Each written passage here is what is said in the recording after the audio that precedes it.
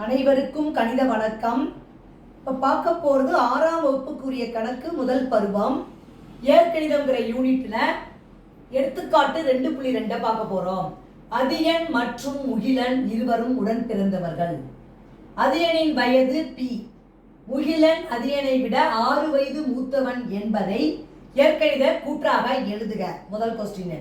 அடுத்த கொஸ்டின் என்ன கொடுத்துருக்காங்க? அதியனின் வயது 20 எனில் முகிலனின் வயது என்ன அப்படின்னு சொல்லி ரெண்டாவது கேள்வி கேட்கப்பட்டிருக்கு.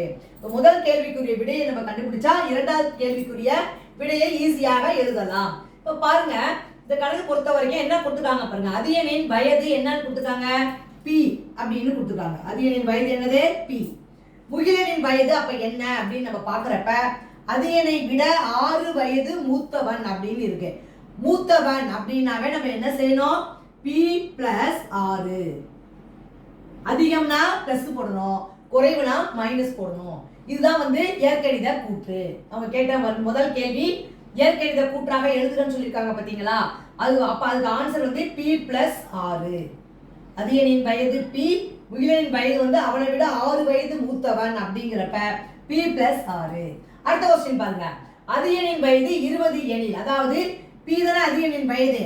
P is equal to 20 எனில் முகிலனின் வயது என்ன வரும்? 20 plus 6. அப்ப கூட்டினோம்னா வரக்கூடிய விடை என்னது? 26 வயது. அதுதான் இரண்டாவது கேள்விக்குரிய விடை ஆகும். அதியனின் வயது 20ஆக இருக்கும் பொழுது முகிலனின் வயது என்னவாக இருக்கும்? 6 வயது பெரியவன். அப்ப 20ஐயும் 6ஐயும் கூட்டினால் 26 என்பது விடையாக கிடைக்கிறது. இப்ப 26 தான் முகிலனுடைய வயது ஆகும். புரிஞ்சுங்களா?